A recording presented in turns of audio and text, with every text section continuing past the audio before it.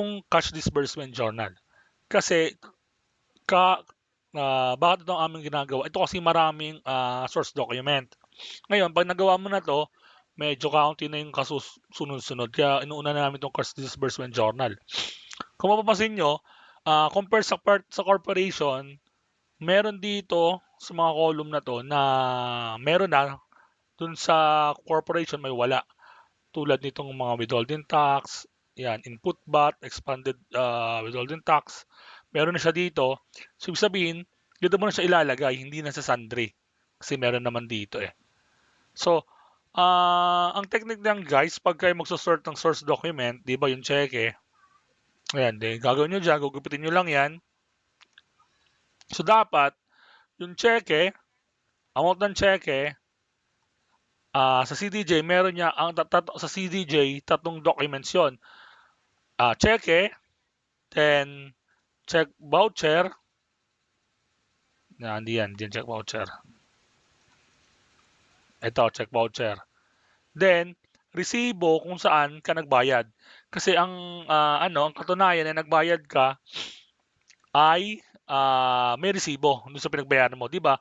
Pag cash disbursement journal, ibig sabihin ay nag-disburse ka ng pera, ibig sabihin may lumabas na pera.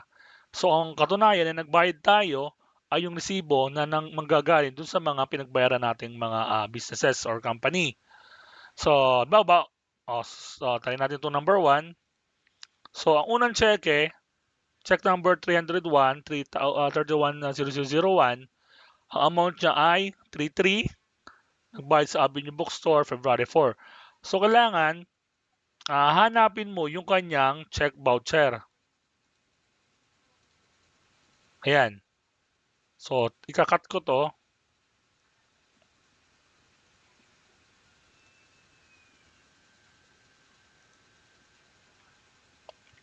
Ayan. Paste natin sa blanco para maganda.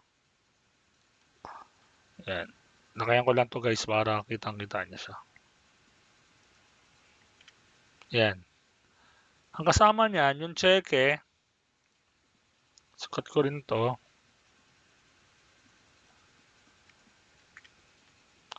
Paste natin dito. Ayan. So, mapapansin nyo, dapat same siya ng details. Para ito. Ayan. 3333. Office Supplies, Avenue Bookstore. Ayan. Ayan, hindi ko naman ano. Avenue Bookstore siya. Ayan. Check number. Ayan. Okay siya, same. So, dapat same siya. Ayan. Then, yung resibo. Nakatunayan nagbayad tayo. Hanapin natin yun. Dito. Ayan. 33. Ito yun. Avenue Bookstore. Sukat ko rin to. So, sila yung magkakasama. Yan. Yang tatlo. So, ang nasa ibabaw nan ay check voucher, tapos kasunod yung cheque, then sunod yung resibo. 33. So, paano na siya i-entry? So, copy mo to.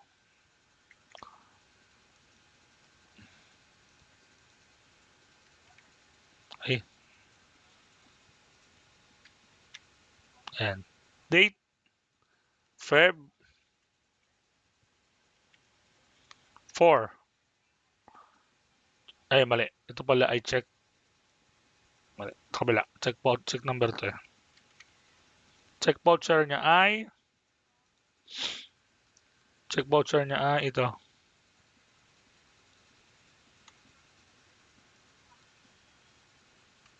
Gulo na siya. Gulo. Yan, 501. 501. So, 501. Account debited. Ano bang binili natin? Office supplies. Supplies. Diba? So, sabi dyan, kung babalikan natin,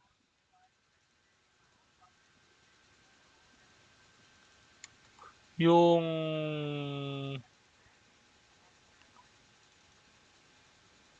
Ito. So, ayan. Dito sa nakalagay dito, supplies purchase are recorded using expense method. So ibig sabihin, hindi na natin siya isusulat na supplies expense. Siya ay hindi na siya isusulat ng tawag dito, supplies. Ang ilalagay na natin, di ba dito nakalagay office supplies? Hindi na siya ilalagay ng office supplies.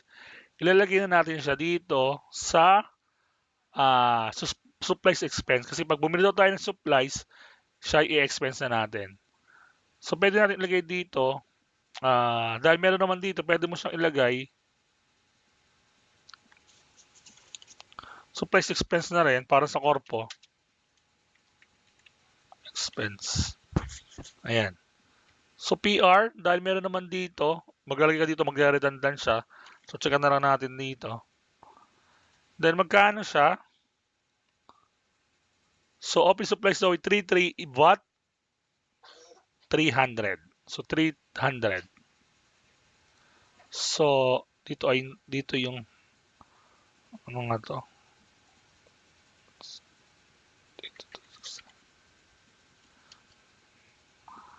3,000. Then input BAT 8369 peso sign. So shortcut yun, peso sign, alt 8369, 300. So dito yung total niya, alt 8369, 33. Yan. So naglagay tayo ng peso sign sa unang entry sa column. So yan, 3,000 plus 300 equals 3,300. Yun. So okay na siya. Next natin, ito naman, ratio, department store.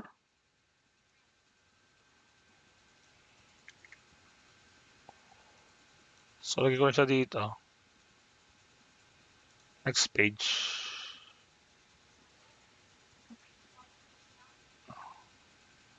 Nabayan na natin. Para tayo lagay na lagay. And dyan, then, si check voucher. Ito, ratio, department store.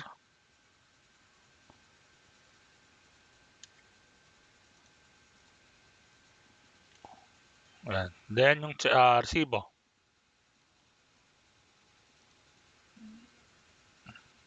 Ito.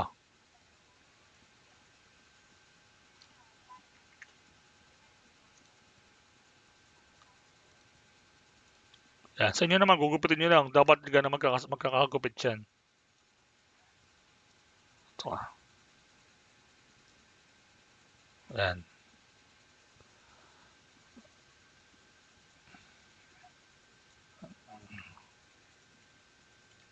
Yan.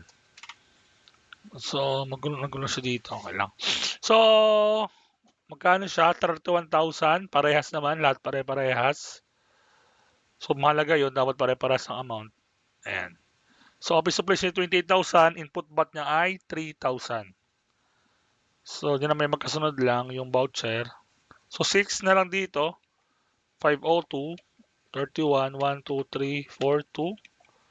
Ano ba? Office ba or store? Office equipment.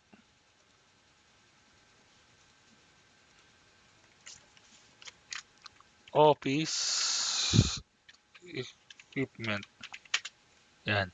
So, wala ditong office equipment. So, dito natin siya ilalagay sa sundry. Ay, sundry nilagay. So, alt 8369, 28,000. Then, yung input BAT is 3,000. So, di mo na kailangan maglagay ng peso sign dito kasi meron na sa taas. So, magiging siyang 31,000.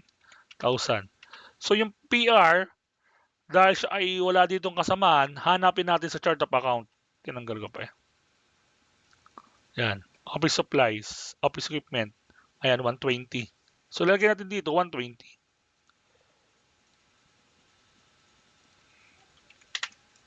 Ayan. Kasi wala siya dito eh. Kaya dito na naglagay. Next, pwede mo na tong ano yun eh, lagyan eh. Kasi ito naman ay magkakasunod lang eh. Ayan. 504, 31, 1, 2, 3, 4. 505, 31, 1, 2, 3, 4, 5. Kunin na 0. Kunin na 0. Yan. So, hanapin natin yung kasunod, yung 503. Ito. Yan. Sukat ko to. Ito ay AG Realty Corporation, AGR Realty X. Tingnan natin kung anong ginawa niya, kung anong transaction yun. Yan.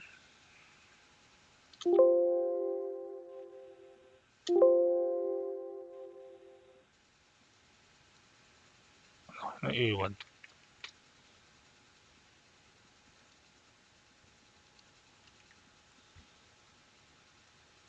Yan, na nga. Okay, check voucher. Ayan. Rent daw yun ng February 2023. Expanded with all-in tax, 750. Ayan. Dito, yung explanation niya. Kung paano natin siya gagawin. So, 7.5 siya dyan. Ito 7.5 din. Hanapin lang natin yung resibo. So, pinagbayaran niya. Hindi yan. Ano to? May balko? Hindi yan si may balko.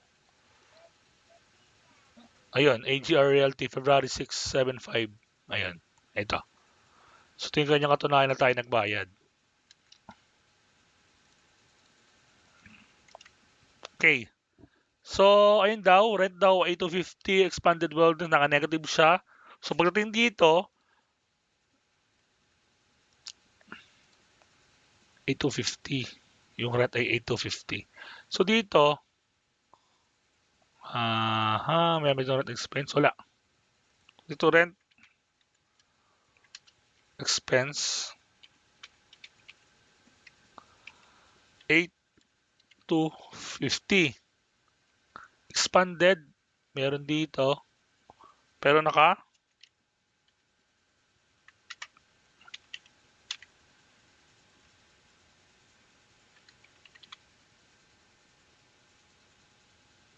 kano nga? Limot ko na agad. Ay, 750.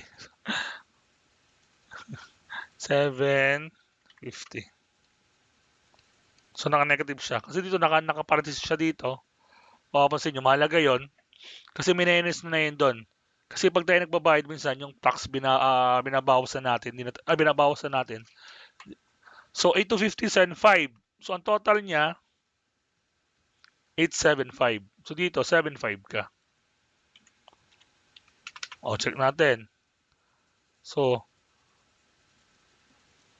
8,250 minus 750. Ayan, 75. Ay, inex ko.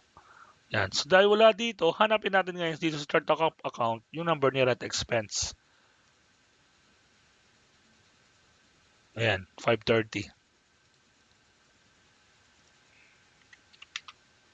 Next, ang maganda naman sa talaga sa partnership, kakaunti lang siya. Parang 10 lang yata o 12 yung ano nito. Ayan, ito. BIR. So, hanapin natin si BIR.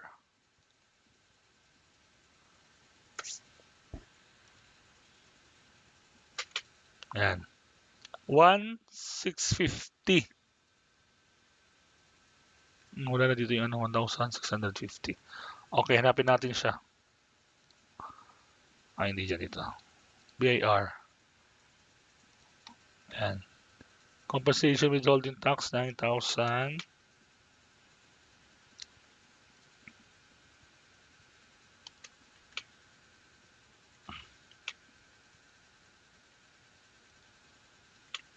Ayan. So, So, sabi dyan 11. Ang date natin ay 11 daw. Ayun kanina, hindi natin nilagyan. Balikan natin.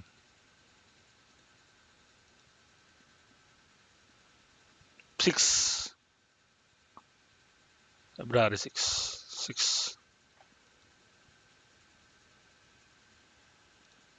6 din pala yan.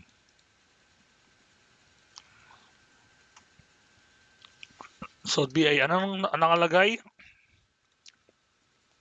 Compensation withholding tax 900, expanded withholding tax 750. So dito, 750, tapos withholding tax payable 900. Yan. So dito, pwede na ditong BIR.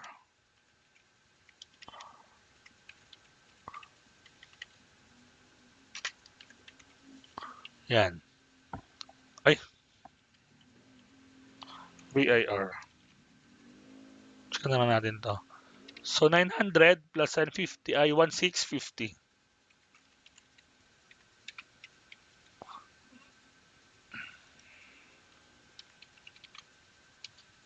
Yan.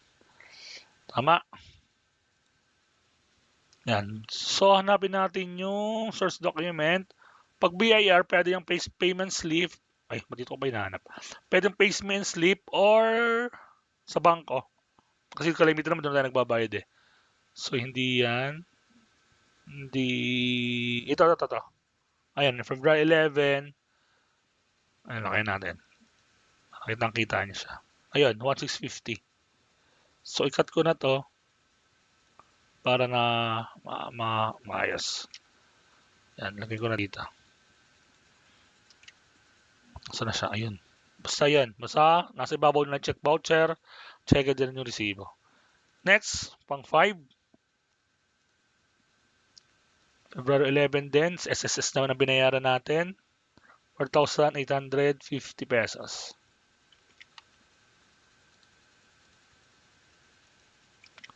So, nabin natin yung voucher. Ayan, ito yun. Ayan. Employer share. Ito naman, employer shares sa employee shares. So, same lang naman yan. So, yun ay pagsasamahin lang. Ito, total mo lang yan. 4,850. 4,850. SSS. So, dito yan. SSS, pag-ibig payables, ayan, meron dito. 4,850. 8,369. Yan. So, dito, pwede na ditong SSS pag-ibig payable. Pwede rin naman. Pero pwede na rin benefits. Laki. Yan. Kung gusto nyo na, pwede naman ito. SSS payable, dito copy natin. Pwede rin dito. Huwag na. Ay, sorry. Benefits na lang. Yun naman yan eh. Okay. So, check na natin dito. Next ay sunod. 11 pa rin. Dito PLDT. Nagbayad tayo ng internet. 699. Ay, wait lang. Hindi pa rin natin na-post yung na-cut yung source document nito. Yung resibo. Hanapin natin. So yun naman kasi pag kayo mag-aano na kayo, pag kayo magsusulat na sa cash disbursement journal, syempre dapat nakasort na siya, naka-stapler na kung sino yung magkakasama. Ano ba to? Ito ba yan? Ayun, SSS. Ito na nga yan, 4,850. Sa bangko binayaran.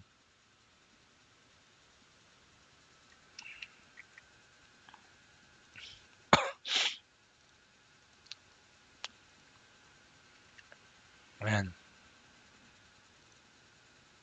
Yan, check voucher naman ito isa.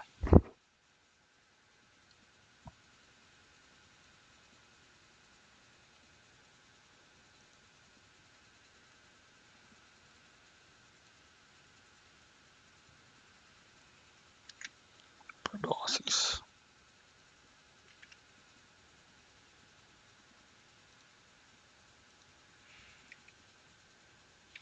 Five oh six 31 1 2 3 4 6. So yun ay utilities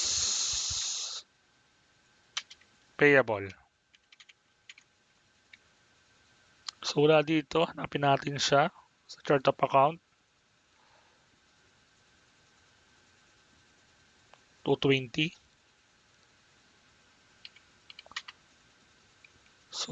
wala dito. This is payable, wala. So, dito yun.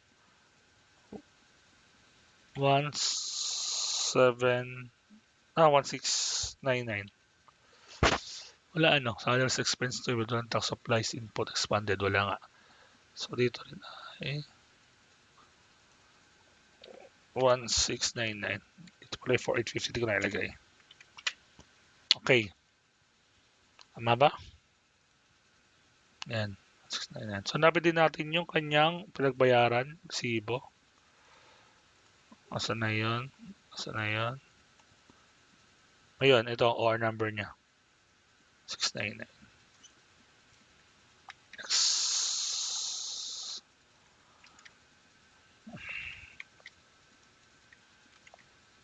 Yan, bahala na siya dyan. Ang kulit mo ha. Diyan ka talaga nagpe-paste. Yan.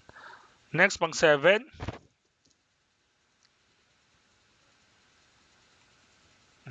Ayan.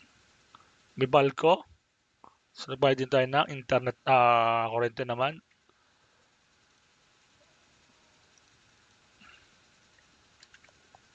Hanapin natin check voucher.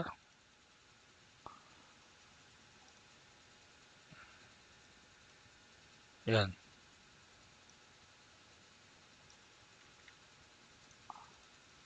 Then, yung resibo, pinagbayaran.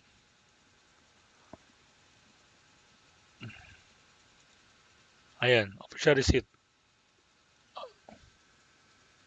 February 11. Ay, hindi pa rin ito na-edit. Dapat parehas to eh. Okay, wait. Ito ay... Dito. Ay, ito pala. Hindi pala to. Official receipt, February 11. 3:30. Di yan. Ito pala yan. Meron pala dito sarili official receipt. 3:30 ba? Magkano ang binayaran niya? Wait lang. Yan, hindi pala na dito ay 7:8:30.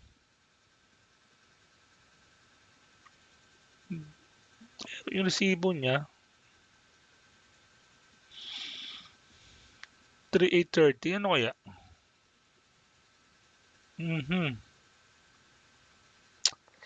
So, meron akong di na-edit.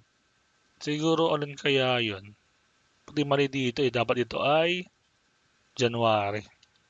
Edit ko na lang. Kasi ang hirap din gumawa ng ano talaga eh. Ng source document. So, ito oh. Ano ba ginagawa natin?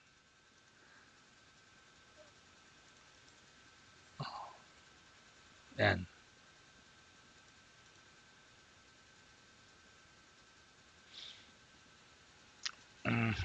Ano ang maganda? So ang gawin nyo, yung sa mga nabigyan ko ng source document dito, ang gawin na lang natin para tayo para-parehas ay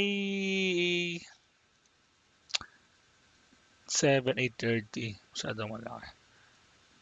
7. So baguhin na lang natin yung ito na lang.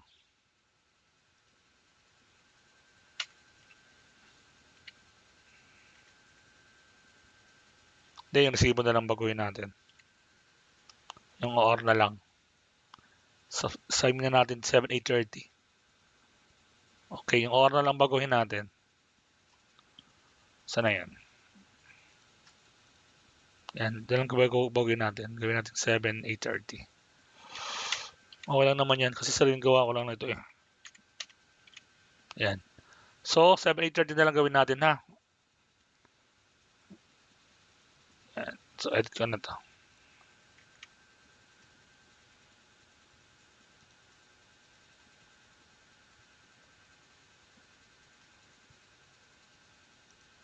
Ayan. Ano para tayo? 7:8:30.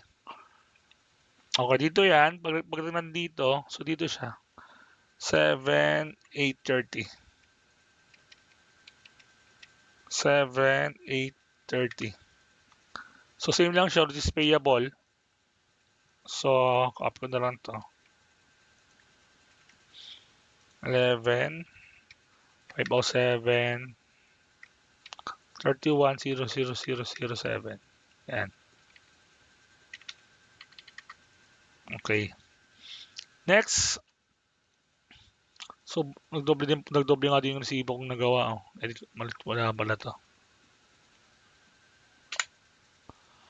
Next na check iCash. Ano to? 1850. Ito yung payroll. Payroll to. Yan. Then check voucher. Ayan. Payroll net. So, papapansin nyo sa corporation, sa check voucher, nandun na yung details. Pero dito, wala. Ayan, oh, same lang siya. So, dito mo siya lalagay. Magkano? 18,350. So, dito, 18,350. So, 15 yun, di ba? Sweldo eh. 508, 31, 1, 2, 3, 4, 8. Payroll. So, meron naman dito. Salaries expense. Dito sinalagay sa salaries expense. Pero, hindi yung sakto 18,350. Kasi hanapin nyo yung attachment niya. Meron yung attachment dito. Ayun. So, ito yung isa. 1 to 15 pa lang. So, ito yon. Ang gross niya, 19,400. Yung 19,400, dito mo siya ilalagay. Dito. 19,400.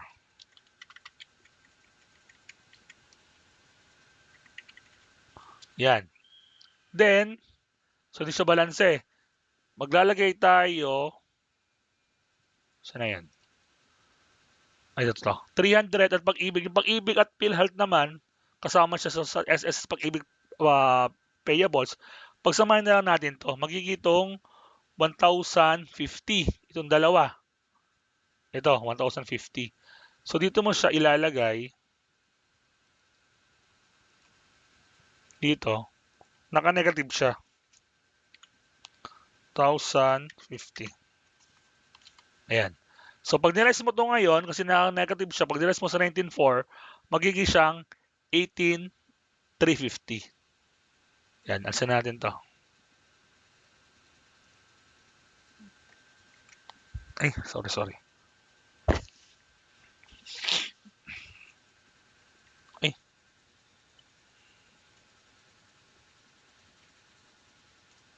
Saan na ba ako?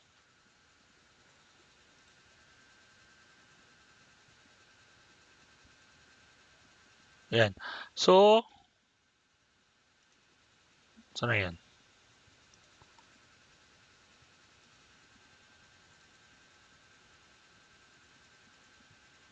Masyado madikit ah.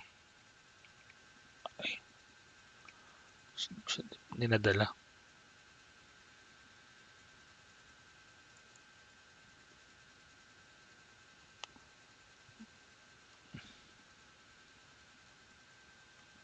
Yan. Yan, mahala ka na dyan. Yan. Next, natin pang 9.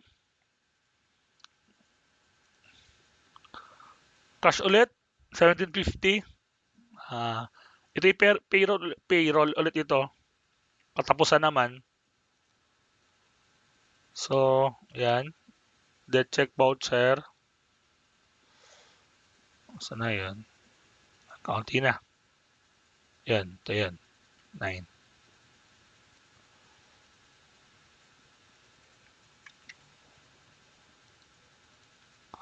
Then yung isang attachment.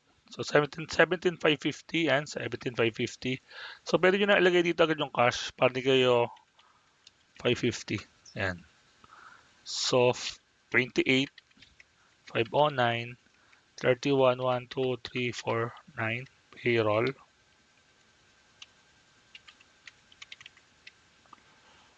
So dito, hindi rin siya kasi titinan nyo yung source document niya. Yung kanyang attachment. Ito. Gross na 19,400.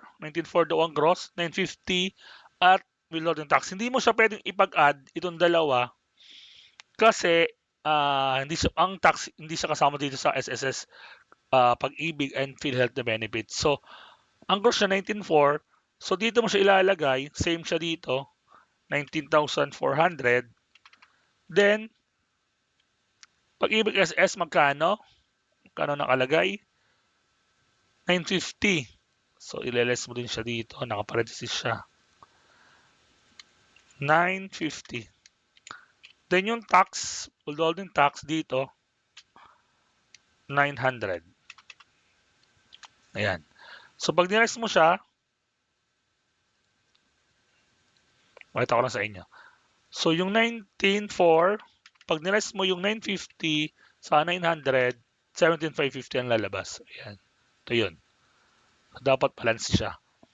Next, konti na lang. Ayan. Next ko na to. Okay. Ayan, konti na lang. So, na yan. So, sa 10,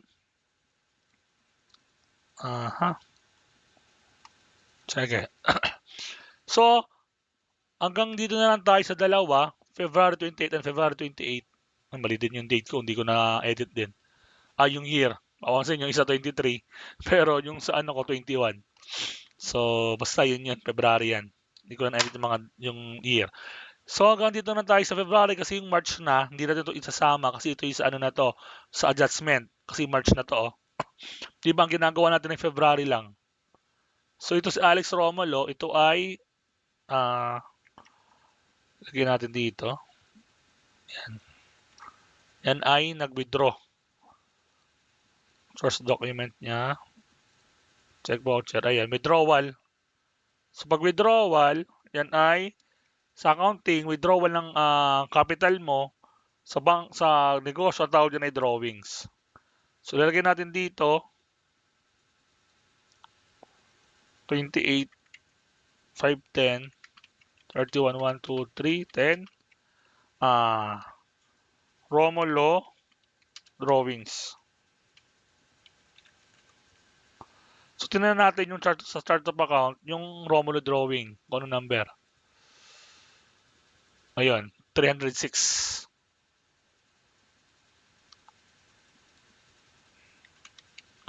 306. Sundry, 5,000. So, dito, 5,000 din. Next, last na. Si isa naman, si Chris Mendoza naman. Same lang sila, drawings din.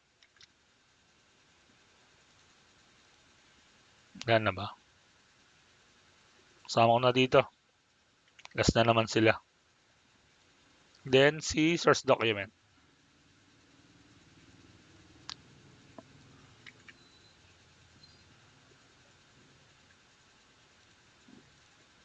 Ayan. Same lang naman siya, 5,000 withdrawal. So, same lang siya dito sa ano, kay Romulo. Ayan. 28 din. 5, 10. 31, 1, 2, 3, 11. So, dito ay Mendoza.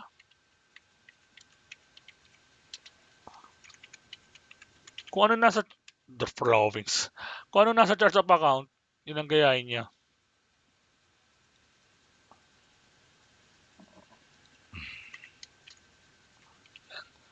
307 siya. Magkasunod sila eh.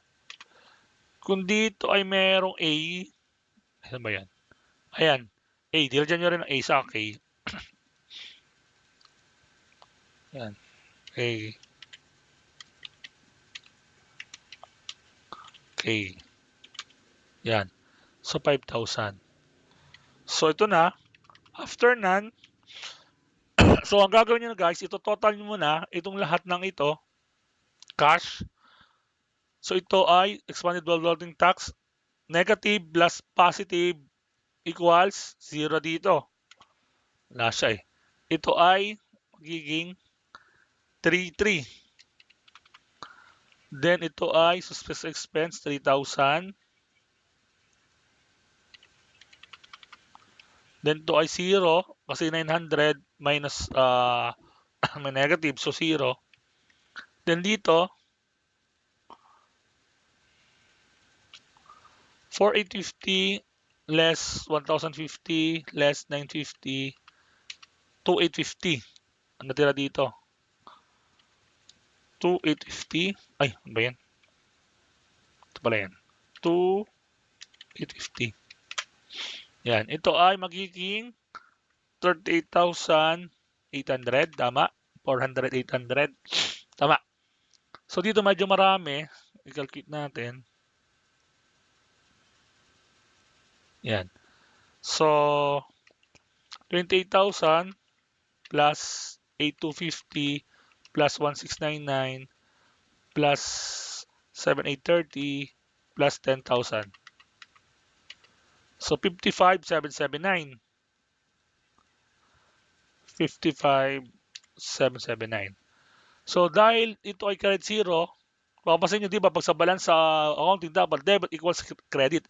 So, dapat itong lahat ng debit, ito, ay magiging total nitong cash na credit. Ano? So, i-add natin ito para malaman natin kung tatama tayo.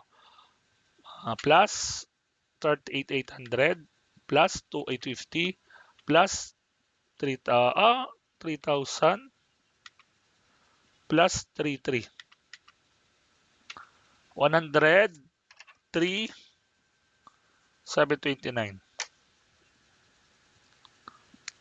Teka lang. Ito bang office supplies ay hindi pala, wala tayo nakalagay dito. At pala, nandun pala. Supplies expense pala yan. So, siya ay 103. Nalagay muna natin dito para lang meron tayong pagtitingnan mamaya. 729. So, dapat itong cash ay same dito para tayo balanse. Check natin. 33 plus 31,000 plus 75 plus ano to? Naging tuldok. 1,650 to. Ayan. Plus 1,650 plus 1,699 plus 7,830 plus 18,350 plus 17,550 plus 10,000. Uy, mali. Ang layo. Susulat natin dito. 987 mali. 98,879. 98,879. So, hindi tayo balance. Ibig sabihin, may mali tayong ginawa. So, titignan natin, pag nagkanto nangyari, ang maganda dyan gawin nyo muna, i-less nyo kung ano magkano yung difference. So, 103,729 less,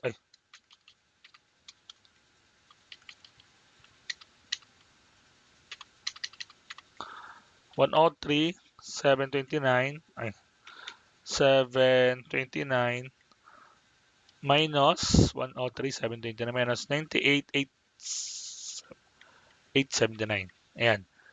So, 4,850 ang diferensya. Oy. Maaring hindi ko to na-add. Magkakalkyo. Di ba? Oh, sakto. So, gagawin natin. Ulitin natin magkakalkyo. Ano lang naman yun eh. Ayan. 33 plus 31,000 plus 75 plus 1,650 plus, ayan na, 4,850 plus 1,699 plus 7,830 plus 18,350 plus 17,550 plus 10,000. Ayan. Same na siya, guys. Ito. Balance na siya. So, lagyan natin siya dito. 103,729. So, pwede naman natin itong i-delete kasi balance na siya. So, yun guys. Ang kagandahan, pag may, sorry, sa pagandaan. Pag may mali kayo, hindi kayo balance, ang una nyong gagawin, ileless nyo yung difference para malaman, hanapin nyo yung difference kung magkano ang diferensya. Then, titignan nyo dito, baka meron tulad nung ganon, sakto dito, isabi, hindi na natin na-add. Hindi natin nasama sa pag-compute kaya hindi nagbalanse. Gagawin nyo lang, pag Pag hindi nyo nakita, add nyo ulit ito, kasi ito yung marami. Ito, add nyo ulit. Baka nagkamali ka ng add nyo rin to. Ngayon, pag hindi pa rin, mababalikan nyo lahat yung ginawa nyo. Then, meron dito mga ayan, parenthesis. Dito kayo maglalagay ng number. So, chart number. Halimbawa, ito cash. So, dito siya, cash. 101. 101 nga. So, dito mo siya ilalagay. 101. Ayan. Ayan. Kayo na lang maglagay dito, ha? Halimbawa to, si expanded, si input bot. Tingnan nyo lang dito sa chart of account. Ayan, ano number. Hindi tayo magtagal. Then dito, lagyan nyo dito ng peso sign. Lahat. Pag total kasi nilalagyan dapat Alt 8269. Ayan. Ay. Alt 8369. Ayan. So, dyan nyo to lahat. 69. Ayan. Kung yun lahat, lagyan nyo na lang. Sige, ako na nga. Alt 8369. Zero naman tawag na to. 8369. 369. 369. Ayan. So, dito na lang kayo maglagay. So, hanggang dito na lang muna. Yung nangingi ng soft copy sa akin, pag nag-message sa akin, minsan hindi ko ma-replyan. So,